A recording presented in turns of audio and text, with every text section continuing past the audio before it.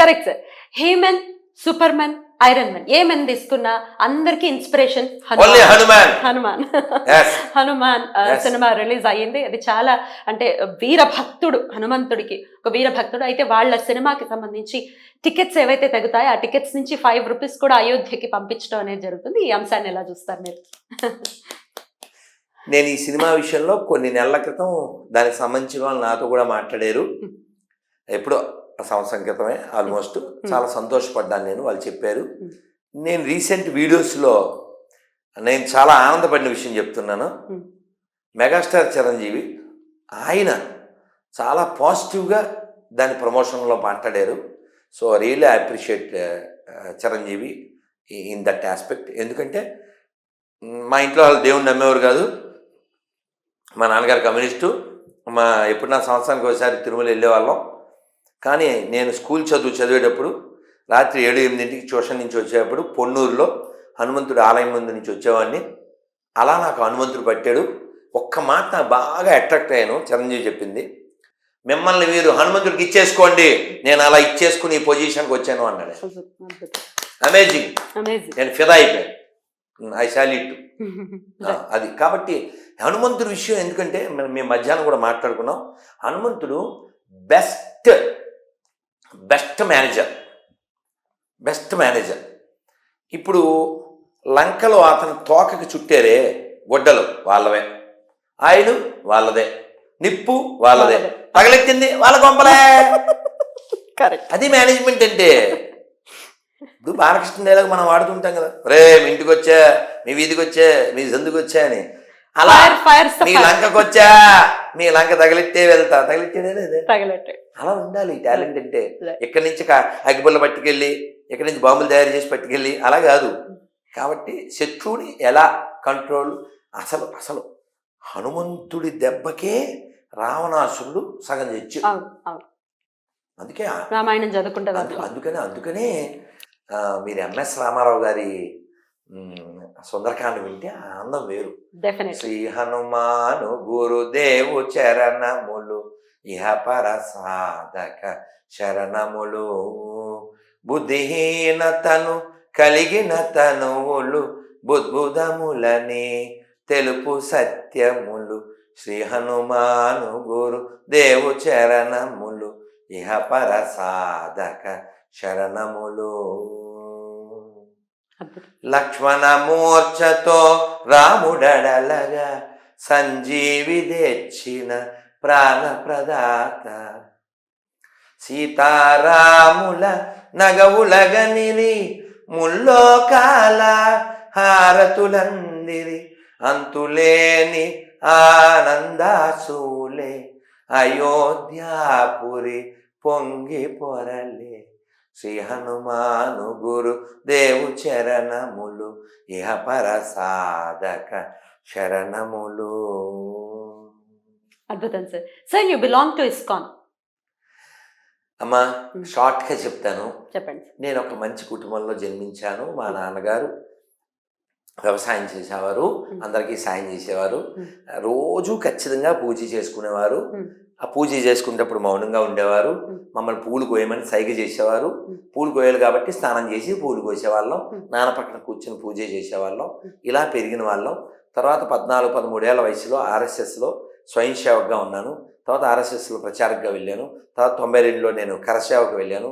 తర్వాత ప్రభుపాదులు వారి పుస్తకం, ఇస్కాన్ సంస్థాపకాచార్యులు వారి పుస్తకం అంటే చాలా చదివేశాం. అందులో ఫస్ట్ బుక్ ఆఫ్ ప్రభుపాద్ నాకు ఆత్మ సాక్షాత్కార శాస్త్రం. One of my classmate now who is working in city only Hyderabad, వాడు నాకు ఆ పుస్తకం ఇస్తే ఆ పుస్తకం నేను చదివి నా మస్తకం మారి, ఓ జీవితం ఏదో అలా గడిపేయకూడదు, భక్తి పొందాలి, కృష్ణ చైతన్యాన్ని పొందడమే మానవ జీవితానికి లక్ష్యం.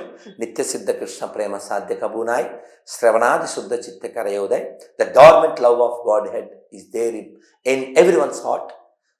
దానికోసమే మనం జీవించాలి అనేటువంటి జ్ఞానం కలిగి ఈ భక్తి మార్గంలోకి, ఇస్కాన్లోకి నేను 97లో జాయిన్ అయ్యి 2004 వరకు ఇస్కాన్ తిరుపతిలోనే ఉండి, తర్వాత నా ఇచ్చ చేత నేను బయటకు వచ్చి నేను తీర్థయాత్ర చేస్తూ ఇప్పుడు ఇలాగా గొర్రెల మీద దండయాత్ర చేస్తూ ఇలా స్వతంత్రంగా ఉండనిస్తుందా ఇస్కాన్? ఇస్కాన్ అలా చాలా లేదండి. ఆంక్షలు. మీకేం చెప్పాడు ఉమ్, కృష్ణుడు? ఏం చెప్పాడు? ఉమ్, యథేచ్ఛసి yeah, తథాకు. obvious. కాబట్టి Okay. నేను ఆ సాంప్రదాయాన్ని పాటిస్తాను. I'm not in ISKCON. You're not in ISKCON, right sir. కష్టాలు తీరిపోవాలి, మాకు ఈ కష్టాలు వద్దు, అష్ట కష్టాలు పడుతున్నాము, రకరకాల బాధలు పడుతున్నాం అనే వారికి ఏదైనా రెమెడీ చెప్పండి sir. You are in wrong place and you are expecting something. You are in wrong place అంటే ఏంటి సార్? అంటే ఈ లోకాన్ని కృష్ణ భగవాన్ ఏమని చెప్పాడు? దుఃఖాలయం దుఃఖాలయం. అశాశ్వతం, అసుఖం, అనిత్యం లోకం. ఈ ప్రపంచంలో దుఃఖమే ఉంటుంది. దుఃఖమే ఉంటుంది. దుఃఖాలయంలోకి వచ్చి దుఃఖం వద్దంటే మరి పొరలైన మాట. దుఃఖం ఉంటుంది. దుఃఖ నువ్వు నువ్వు ఆసుపత్రిలో ఉండి సిరంజి వాసన రాకూడదు, అంటే ఇంజక్షన్ వాసన రాకూడదు అంటే ఎలా ఉంటుంది? Correct. ఆ స్మెల్ వస్తుంది. బాత్రూంలో స్మెల్ బాత్రూంలో వస్తుంది.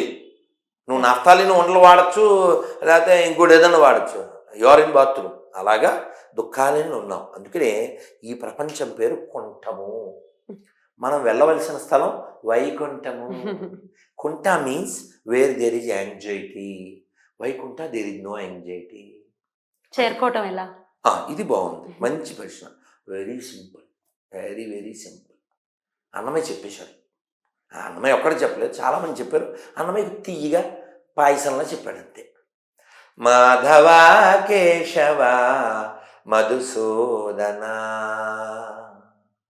మాధవ కేశవ మధుసూదన, విష్ణు శ్రీధర పదనకం చింతయామి యూయం. మాధవ కేశవ మధుసూదన, విష్ణు శ్రీధర పదనకం చింతయామి యూయం, చింతయామి యూయం. ఏం చింత చేయాలి? పదనకం. నఖం అంటే గోరు. నఖం అంటే గోరు. నువ్వు పాదాలను కూడా చింతించక్కర్లేదంట. ఈ మాధవుడి యొక్క గోటిని స్మరిస్తే చాలంట. అన్ని గోటితో తీసినట్టు దుఃఖం పోతుంది. ఎలాంటి దుఃఖమైనా మాధవుడే, మాధవుడి శరణాగతే. ఇది ఆల్రెడీ ప్రూవెన్. మనం పార్టీ మార్చేయకూడదు. పార్టీ మార్చం మన కోసం. మీరు అక్కడే హోల్డ్ చేయండి. గోల్కొండ.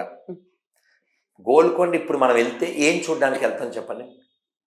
రామదాస్ గారి బందీఖానా, పైన అమ్మవారు, అంతే కదండి.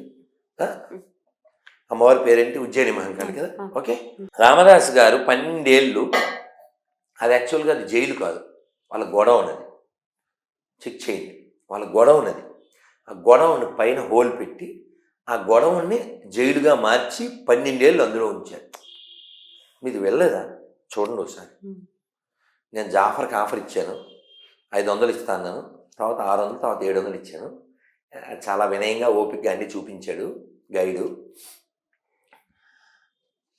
ఆ ప్లేస్ ఏది చాలా పెద్దది, అది కొన్ని మెట్లు ఎక్కి గట్లా ఉంటుంది. అక్కడ ఆయన గోడ మీద రాముడు వారిని చెక్కుని అక్కడే ఇప్పటికే దీపం పెడుతున్నారు. అలా రాముణ్ణి నన్ను బ్రోవామని చెప్పవే సీతమ్మ తల్లి, నన్ను బ్రోవామని చెప్పవే. రాముడిని అలాగే ఆన్ చేస్తారు. జనకు నీ కూతుర జనని జానకమ్మ, నన్ను బ్రోవామని చెప్పవే. ఎంత కష్టం తెలుసు. అద్భుతం సార్. అయితే రాముణ్ణి ఎప్పుడు, భగవంతుణ్ణి ఎప్పుడు అడగడమే కాదు, శాసించేటటువంటి సౌలభ్యం సనాతనంలో ఉంది, మన ధర్మంలో ఉంది. అందుకే అదే రామదాసు ఎవడబ్బా సొమ్మని కొలుకుతూ తిరిగేవు అని కూడా అన్నారంటే ఆయనకి మనకి ఎంతో డిస్టెన్స్ లేదు. మీరు రామదాసు 400 ఏళ్ళు. మీకు పుస్తకం పేరు చెప్తా, 30 రూపాయలు ఉంటే సరే, లేదా కొనుక్కోండి. పుస్తకం పేరు నరసింహ శతకం. ఆయన శేషప్ప కవి, పెద్ద చదువుకోలేదు, కానీ నరసింహస్వామితో ఫైటింగ్ చేస్తాడు. అవునా? ఫైటింగ్ ఏంటి తెలుసా? నాకు దిక్కులేక నీ దగ్గర ఉన్నా అనుకుంటున్నావా? తిరుపతి పోయిన నాకు అన్నము దొరకదా, శ్రీరంగమునకు పోయిన వసతి దొరకదా, అన్నవరము పోయిన నాకు అది దొరకదా, ఇది దొరకదా అని దిక్కులేక నీ దగ్గర ఉన్నా అనుకుంటున్నావా? నువ్వు నీ చక్రం కుదువు పెట్టు, నీ గద అమ్మే, నాకు అన్నం పెట్టు. ఇది కదా కావాలి. అంటే అసలు ఆ డిమాండ్ ఏంటంటే ఎగ్జాక్ట్లీ భగవంతుడితో అలా కదా ఉండాలి. ఎప్పుడు అడుక్కుంటే ఎందుకు ఉండాలి? అసలు మన దాంట్లో బెగ్గింగ్ సిస్టమ్ లేదు. నాకు ఇది చేయి, నాకు అది చేయి, నాకు ఇది చేయి, నాకు అది చేయి, అది కాదు కదా. ఎలా అడగాలి భగవంతుడు? అసలు అడగకూడదు. దీనికి మీకు నేను మంచి ఉదాహరణ భాగవతం నుంచి ఇస్తా. చెప్పండి. పృథు మహారాజు, షార్ట్ గా చెప్పేస్తాను. పృథు మహారాజు యజ్ఞం చేస్తున్నారు. ఎన్నోది? 100వది. 100 యజ్ఞాలు చేస్తే ఏమవుతుంది? యాగం కాదు, సీటు కదులుద్ది. ఎవరిది? ఇంద్రుడిది. ఇంద్రుడికి మరో పేరు శక్ర. శక్ర షార్ట్ కట్ నేమ్. శతకర్తు. శత అంటే 100. తక్కరం శక్రస్య దుర్లభం అంటారు. తక్కరం అంటే మజ్జిగ. ఆవు మజ్జిగ ఇంద్రుడికి కూడా అరుదైంది కాబట్టి తాగండి అని దాని అర్థం. మధ్యాహ్నం పూట. ఈ ఇంద్రుడికి ఎవడైనా 100 యజ్ఞాలు పూర్తి చేస్తే సీటు పోద్దని భయం. ఆయన 100 యజ్ఞం చేస్తున్నాడు. యజ్ఞానికి అశ్వం పెట్టారు. ఆ అశ్వాన్ని ఎత్తుపోయాడు. అశ్వం లేకపోతే యజ్ఞం అవుతుంది. ఈయన వెళ్ళలేరు అక్కడి నుంచి. కొడుకు వెళ్ళాడు, దాన్ని తీసుకొచ్చాడు, మళ్ళీ ఎత్తిపోయాడు. మళ్ళీ ఇలా చాలాసార్లు చెప్తే ఎవరికైనా మండిపోద్ది. రాజు అంటేనే రజోగుణం. వేసి పడేస్తాను ఈయన్ని, యజ్ఞంలో కలుగుతా అని ఈయన కత్తి తీసుకు వెళ్ళారు. ఎవరు? పృథు మహారాజు. ఋషులు అన్నారు, స్వామి రాజా, ఇప్పుడు ఈ యజ్ఞం మీరు ఎందుకు చేస్తున్నారు? ఎందుకంటే 99 అని రౌండ్ ఫిగర్ వద్దని చేస్తున్నాను అన్నాడు. ఎలాంటి కామ్యం లేదు. వాళ్ళు అడిగారు, అంటే సీట్ కోసం కాదా? అదే అన్నాడు. అనవసరంగా భుజాలు నడు వేసుకున్నాడు ఆయన, అతను ఇంద్రుడు. అందుకని వీళ్ళు అన్నారు, అక్కడ ఏదో రాసి పెట్టారు. సాతూరు గోపాలకృష్ణమాచార్యులు వారు బాగా చెప్తారు. వాళ్ళు ఏమో రూల్ రాసి పెట్టారు, ఎవడు 100 అయితే వాడిని సీట్లు కూర్చోబెడతారు. అతను కంగారు పడుతున్నాడు, అందుకని మీరు ఆపేయచ్చు కదండి అని. అలానా? ఇప్పుడు మానేద్దాంలే అన్నాడు. యజ్ఞం సగంలో ఆపేశారు. ఏమంటే ఎప్పుడైనా పూర్తయిన యజ్ఞంలోంచి కదా భగవంతుడు సంతోషపడేది. కానీ ఆ యజ్ఞకుండంలోంచి యజ్ఞ పురుషుడు భగవంతుడు వచ్చాడు. విష్ణువు కదా. యజ్ఞో వై విష్ణువు కదా. అసలు పూర్తి అవని పూర్ణాహుతి కాని యజ్ఞంలోంచి